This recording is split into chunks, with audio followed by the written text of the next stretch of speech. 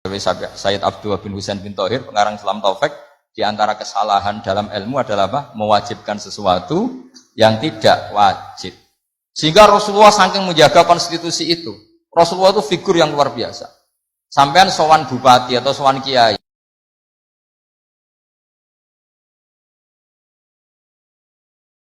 akan memberi maklumat ke sampean. Ini penting saya utarakan. Terus ada keunikan dan ada perbedaan. Kalau sampean sholat, imamnya itu biasanya habis sholat madhep mana? Umumnya di kiai ini sampean tetap madhep kiblat apa madhep ngalor? Cara Indonesia. Ayo yang madhep kiblat, kiainya madhep kiblat ngaco. Yang gampang itu. Kiblat. Yang serong. Buka serong koyo wong nakal ya.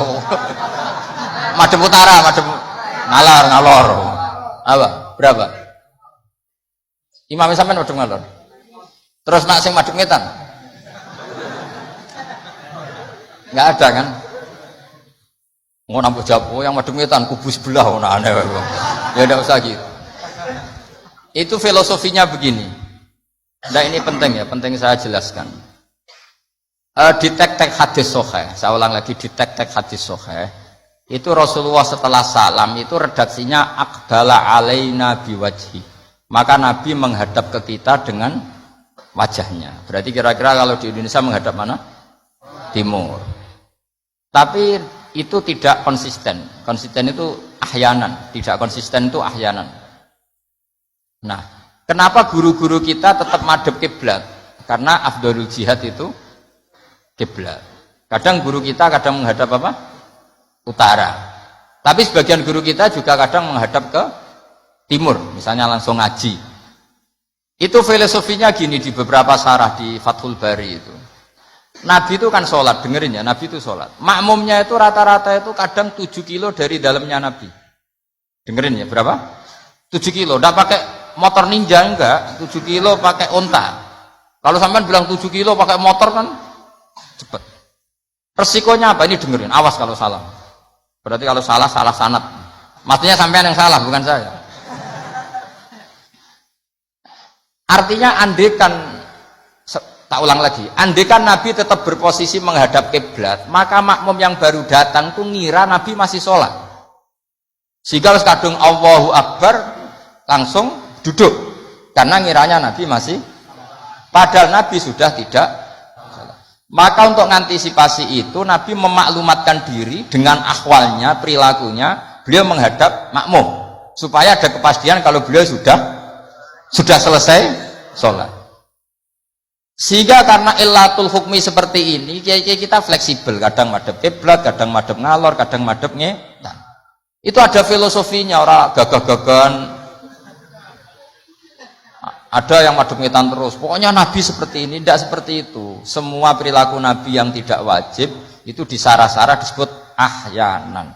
Sesekali tempo. Maka yang penting bagi imam itu begini.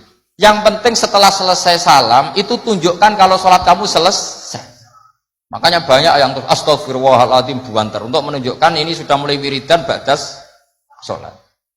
Jadi sebetulnya kalau menurut fikih beling itu boleh saja kamu mengatakan bar salam wis bar lodul. Tapi itu kan beling sekali masuk bar sholat. Tapi itu bagus untuk kelas kamu maksudnya supaya ada kepastian bahwa sholatnya sudah selesai. Oh, Nabi utut. Wah, ini malah lebih sesat lagi yang di belakang ini. Itu ada ilmunya, sampean cek di Fathul Bari. Supaya kenapa saya cerita ini? Biar yang menghadap ngalor ya gak fanatik, yang menghadap ngetan juga tidak. Karena itu hanya untuk menunjukkan kalau Nabi sholatnya sudah selesai. Coba bayangkan Nabi itu idola kan, sudah jauh-jauh 7 kilo. Ke situ naik unta atau naik kuda, terus ngerti Nabi masuk madhep kiblat, mesti cara sampean alhamdulillah Nabi urung salam kan gitu. Barang wis melok lungguh jebule Nabi subhanallah alhamdulillah. Lah terus makmume beling, wah rugi aku. Repot, mosok makmum Nabi kok muni rugi. Mari Nabi ra kondo nak wis bar. Perkara ndak kira-kira seperti itu. Nah, daripada perkara Nabi secara ahwal menunjukkan kalau sholatnya selesai, Nabi menghadap makmum sebagai maklumat kalau sholatnya sudah selesai. Clear ya? Sehingga kamu tidak perlu berdebat. Sunat mana Gus? Madhep ngalor sama madhep ngitan. Kok malah takok sunat? Ngaji sik lagi takok. Senengane gugat. Ya ngaji sik, alim sik lagi takok. Lah nek salim rasa takok ya alhamdulillah. So ini ndak usah alim takok gugat. Mana sunahnya kalau Nabi madhep ngalor? Sesuk tak takokno, mana sunahnya cangkem elek? Kan yo ora ono. Angger wong kok mbok lama-lama. Mana sunahnya kalau Nabi pernah di Indonesia? Malah panjang kan apa? Ndak usah gitu ya ngaji. Jadi di sarah-sarah itu diterangkan sana kan Rasulullah Shallallahu Alaihi Wasallam idza takallama salasan ahyanan di suatu tempo. Begitu juga Nabi kadang sholat itu hanya astagfirullah salasan suman sorofa. Beberapa kali Nabi sholat itu hanya baca istighfar 3 kali suman sorofa. Ya sudah segitu aja. Ada yang Allahumma a'inni ala zikrika wa syukrika wa husni ibadati. Ada riwayat yang sabbahawa salasan wa salasin wa hamadawa salasan wa salasin wa kabbarawa salasan. Terus kiai-kiai khusuk semua yang ahyanan ini dikombinasikan jadi satu. Jadi kita yang ahlul ilmi ini eskal. Wong Nabi itu paketnya satu-satu, tapi oleh kiai khusuk itu semuanya dirangkum jadi paket lengkap. Ini ya ada, tasbihnya ya ada, doanya ya ada. Maka makmum-makmum yang kesibukan ini bingung. Ini gimana ini kok paket lengkap? Kan lama akhirnya. Lewong sholat yang rukun saja lama nggak boleh, apalagi wiridan. Maksudnya bukan terus nggak boleh ya enggak, maksudnya yuk mikir makmum. Makanya diantara ciri khas Indonesia itu walinya sebagian diyakini dari Samarkand, dari Tashkent, Uzbek, sebagian tentu. Itu saya ketika mondok di Mbah Mun, itu Mbah Mun yang mimpin sholat. Itu kalau wiridan ya separuh sudah bubar. Saya pernah di Lirboyo melihat ya separuh sudah bubar.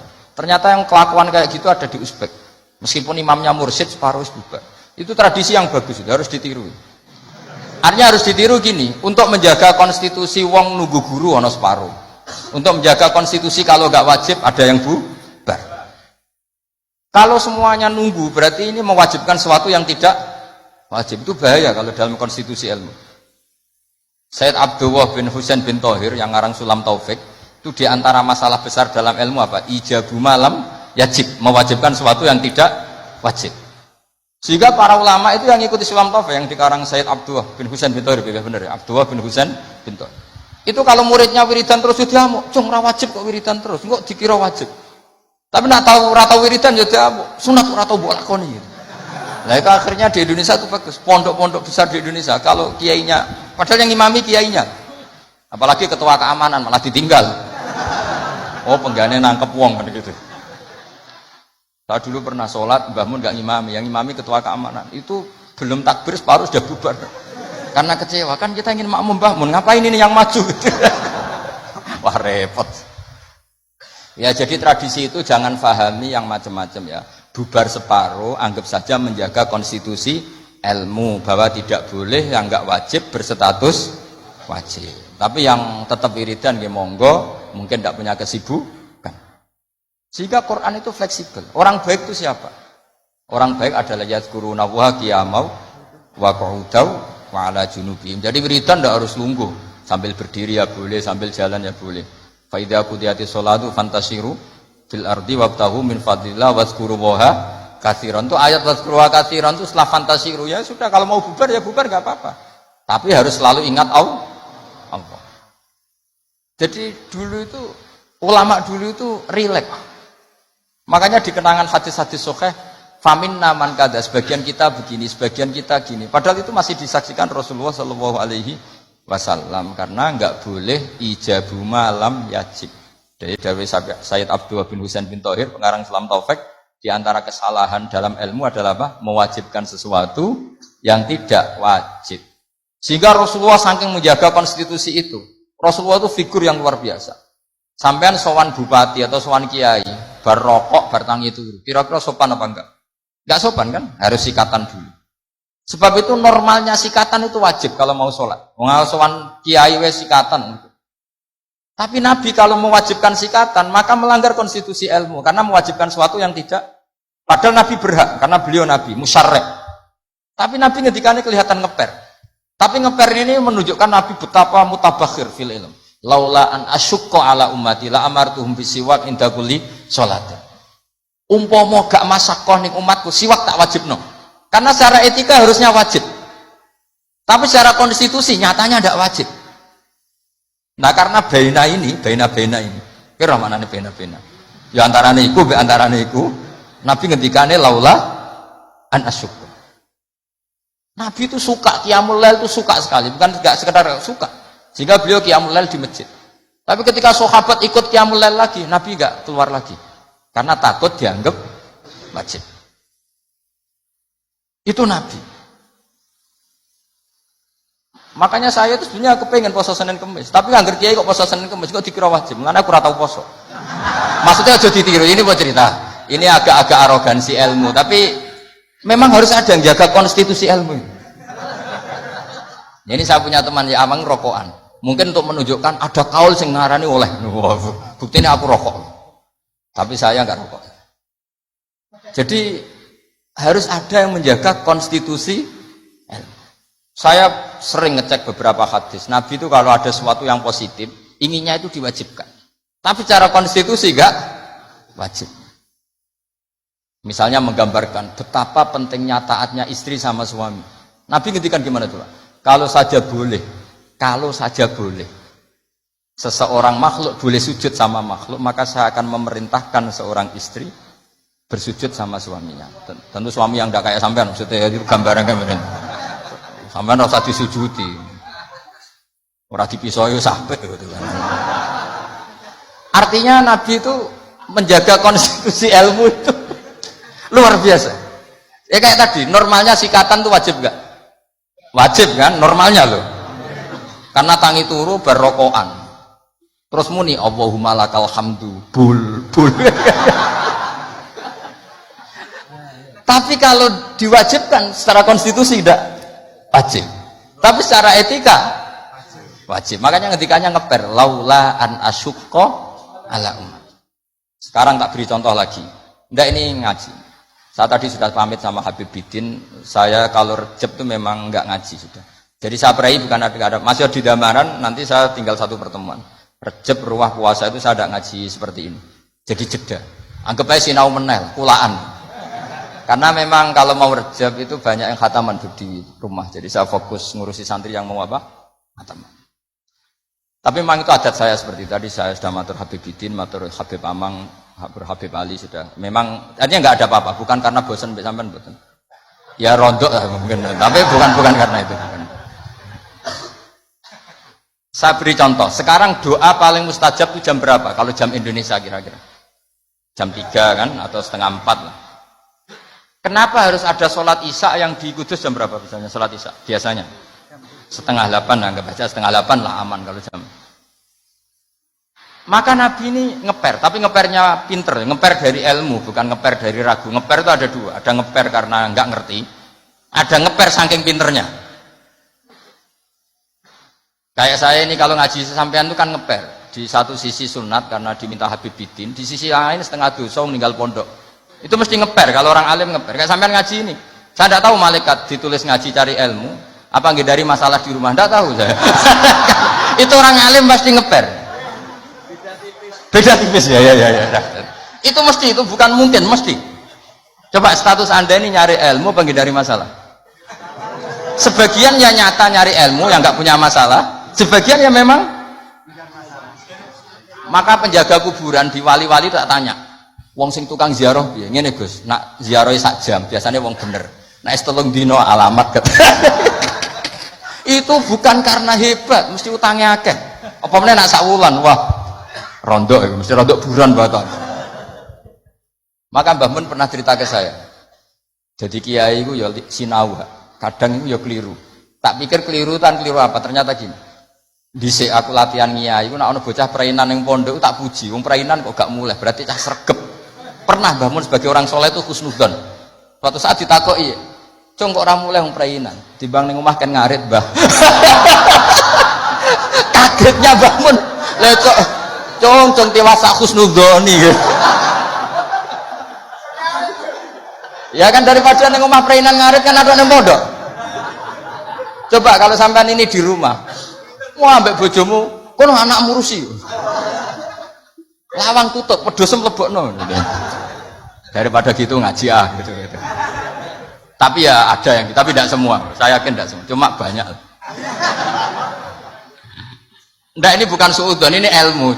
Ilmu itu tidak suudzon. Ilmu itu analisis, apa? Analisis. Loh itu betul loh, saya meskipun guyon itu punya sanad. Nabi itu setiap kali ada perempuan hijrah ke Madinah, pertanyaan pertama gimana? Kamu ikut saya karena iman billah wa rasuli, apa kamu ada masalah dengan suami? Jadi kalau sekarang kamu ngaji, ini ada masalah sama istri apa nyari ilmu? Ayo jawab.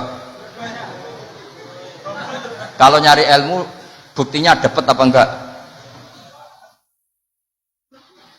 Kan nyari tidak perlu ketemu, Gus ya sudah dibantah. Saya teruskan ya. Betapa Rasulullah itu luar biasa, menjaga konstitusi ilmu, tapi yang menjaga etika. Sudah, kalau doa mustajab 3:30 atau jam 3. Kenapa sholat isya 7:30? Yang di waktu yang tidak begitu itu Nabi pernah sholat isya itu 3:30 kalau jam Indonesia kira-kira. Sampai Umar masyhur itu. Nama Sibyan, orang-orang sudah tidur, anak Umar sampai bengok-bengok supaya Nabi itu bangun. Tapi bangunin Nabi gak berani, pokoknya bikin agak gaduh supaya Nabi memperhatikan. Dulu gak ada sholawatan pakai terbang, kalau ada mungkin terus sholawatan. Akhirnya Nabi rawuh, senyum-senyum Nabi. Saya tahu kalian protes karena sholat saya tidak lazim, biasanya 7:30 kok ini 3:30 kira-kira gitu. Tapi laula ana syukqa ala ummati, andai kan saya tidak beratkan umatku, yang benar sholat isya ya jam seperti ini, karena ini saatul ijabah.